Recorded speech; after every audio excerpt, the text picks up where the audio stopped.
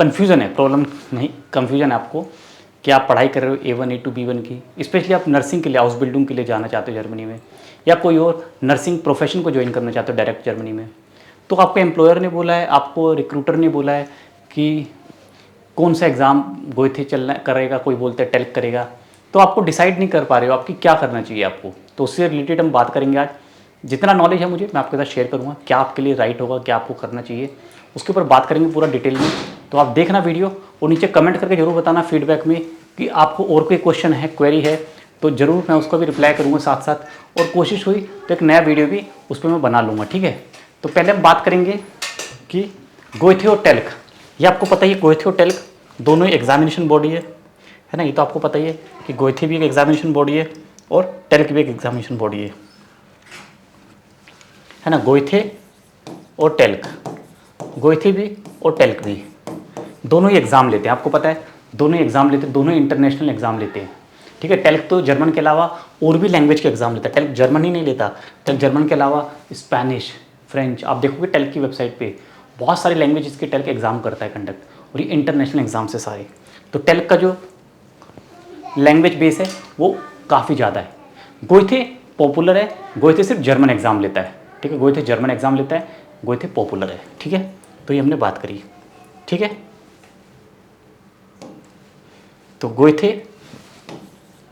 गोइथे सिर्फ German exam लेता है, जर्मन जिसको बोलते हैं डॉइच एग्ज़ाम लेता है, ठीक है। टेल्क क्या करता है, टेल्क आपका German plus many languages, German के अलावा और भी लैंग्वेजेस के एग्ज़ाम लेता है, ठीक है। ये आपको क्लियर होना चाहिए।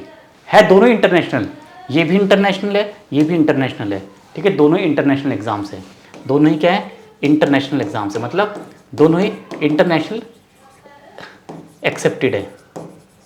हम जैसे बोलते हैं ना, जैसे मैंने बोला कि मैं B1 सर्टिफाइड हूँ या मैं B2 सर्टिफाइड हूँ, जैसे बोलते हैं आपके एम्प्लॉयर कि you should be B1 certified before applying, you should be B2 certified before August, before September, मतलब जो भी आपका इंटरव्यू होने वाला है उससे पहले आपको B1 सर्टिफाइड होना है, B2 सर्टिफाइड होना है। तो आप टेल्क और गोइथे में से कोई भी चूज़ कर सकते हो, ठीक है। आपके एम्प्लॉयर ने बोला गोइथे या आपके एम्प्लॉयर ने बोला टेल्क। अब एक बात यहाँ पे और आती है कि कई बार ऐसा होता है कि आपके एम्प्लॉयर ने आपको बोला है कि only गोइथे accepted, talc not accepted. अब इसका मतलब क्या है, इसका मतलब ये कि उन्होंने बोला गोइथे एक्सेप्टेड होगा, क्योंकि ऐसा है कि गोइथे का जो क्वालिफाइंग नेचर है ना वो थोड़ा सा टेल्क से डिफरेंट है। अब हम उस पर बात करेंगे गोइथे और टेल्क के क्वालिफाइंग नेचर पे। तो गोइथे में जहाँ आपको पता है कि 4 टाइल होते हैं, ठीक है, 1 2 3 4, चारों टाइल में आपको अलग अलग से पास होना है, ठीक है, 60% ईच, 60% ईच मैं लिख रहा हूँ ये गोइथे में, मतलब कि आपको रीडिंग में 60%, राइटिंग के एग्जाम में 60%, श्राइबन के एग्जाम में 60% और एक्सप्रेशन के एग्जाम में 60% लाना जरूरी है। यदि बाई चांस किसी भी एक में आप फेल हो गए, किसी भी एक में फेल हो गए, तो वो आपको दोबारा देना पड़ेगा, उसकी फीस दोबारा जाएगी, ठीक है। टेल्क में क्या होता है, टेल्क में आपके 2 ही मॉड्यूल होते हैं, टेल्क में आपके 2 ही मॉड्यूल होंगे, 2 मॉड्यूल में दोनों में आपको अलग अलग 60% पास करना है। मतलब जहाँ गोइथे में हमने देखा था 4 मॉड्यूल होते हैं, टेल्क में आपके पास कितने, टेल्क में आपके पास है सिर्फ 2 ही मॉड्यूल, वही 2 ही मॉड्यूल है, उन्हीं 2 मॉड्यूल में आपको पास होना है। कौन से 2 मॉड्यूल है वो अभी हम बात करेंगे, टेल्क के जो 2 मॉड्यूल हैं, ठीक है, देख लेते हैं एक बार।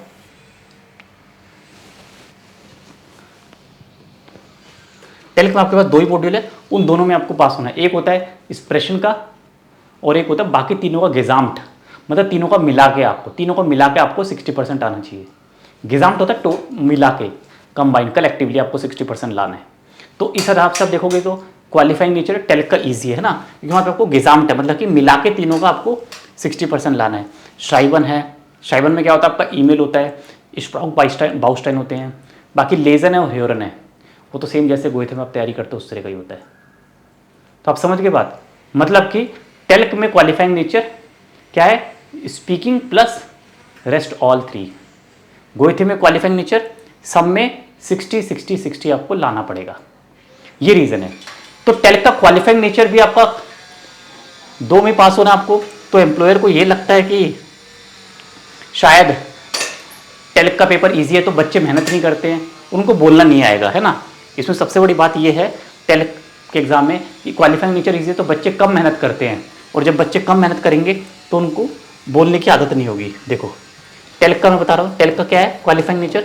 टेल्क में दो ही मॉड्यूल है, मॉड्यूल 1 और मॉड्यूल 2।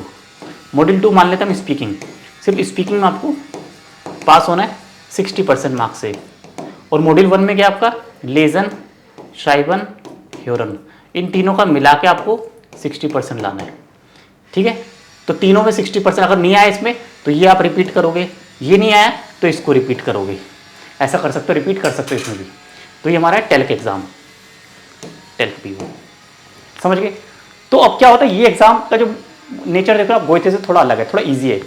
तो आपके प्रोफेशन में क्या है, हाउस बिल्डिंग में, नर्सिंग में, या कोई भी प्रोफेशन में, बेसिकली जर्मनी में आप जा रहे हो, जर्मन प्रोफाइल में काम करोगे, और मेडिकल सेक्टर में तो आपको बोलना ही पड़ता है, इंटरेक्शन डे टू डे आपको इंटरेक्शन करना पड़ेगा डॉक्टर के साथ, पेशेंट्स के साथ, तो आपकी स्पीकिंग बहुत जरूरी है। तो इस रीजन से आपको कहा जाता है कि आपको बोलना जरूरी है, इसलिए आप गोइथे करो। गोइथे करो मतलब कि आप चारों मॉड्यूल में अच्छे से मेहनत करोगे। अब ये गारंटी नहीं है कि गोइथे करने के बाद भी क्या आप अच्छा बोल पाओगे, इस बात की गारंटी नहीं है। और टेल्क करने के बाद क्या आप नहीं बोल पाओगे, ऐसा भी नहीं है। तो ये रीजन है बेसिकली कि वो चाहते आप अच्छा बोलो, वो चाहते कि आप अच्छा बोलो। और इसी रीजन से मैंने एक बार आपको बताया था कि B1 करने के बाद भी जॉब मिल जाती है, और कई बार B2 करने के बाद भी जॉब नहीं मिलती। क्यों? क्योंकि जब तक आप बोल नहीं पाओगे आपको जॉब नहीं मिलेगी कहीं भी, किसी भी सेक्टर में। तो ये मिथ निकाल देना कि B1 करने के बाद मुझे जॉब नहीं मिलेगी, ऐसा नहीं है, आपको जॉब मिल सकती है अगर आप अच्छी स्पीकिंग करते हो, अगर आप अच्छा बोलते हो।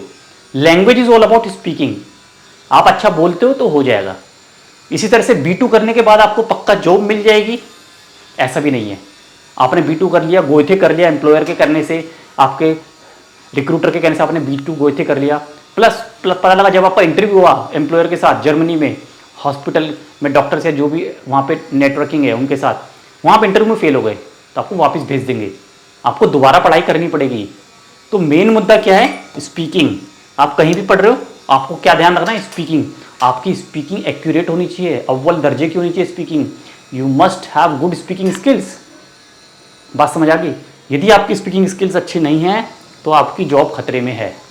चाहे आप कोई भी एग्जाम कर लो, आप टेल्क कर लो, गोइथे कर लो, जब तक आप स्पीकिंग नहीं करोगे तो आपको जॉब नहीं मिलेगी। यहाँ पे सीधा सीधा मैंने फंडा बता दिया, इट्स ऑल अबाउट स्पीकिंग।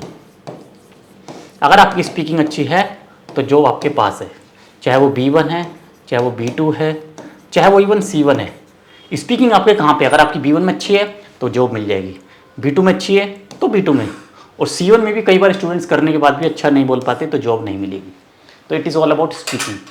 यही रीज़न है, स्पीकिंग के पीछे सारा खेल है। इसलिए बोलते हैं गोइथे करो, इसलिए बोलते हैं B2 पास करो। तो आपको स्पीकिंग पे ध्यान रखना है। मेरा ओपिनियन है आप अच्छी स्पीकिंग करो, अच्छे से बोल पाओ, कम्युनिकेट कर पाओ, इंटरव्यू अच्छे से पास कर पाओ, तब भी अगर आपका B1 टेल्क भी है तो भी आपको जॉब मिल जाएगी। ठीक है, ध्यान रखना। तो ये मैसेज आपके लिए था। बाकी नीचे कॉन्टैक्ट डिटेल्स हैं। 1 मई से सारे बैच स्टार्ट हो रहे हैं, A1 का, A2 का, B1 का, B2 का, B1 एग्जाम प्रेप भी, सारे बैचेस से स्टार्ट हो रहे हैं 1 मई से।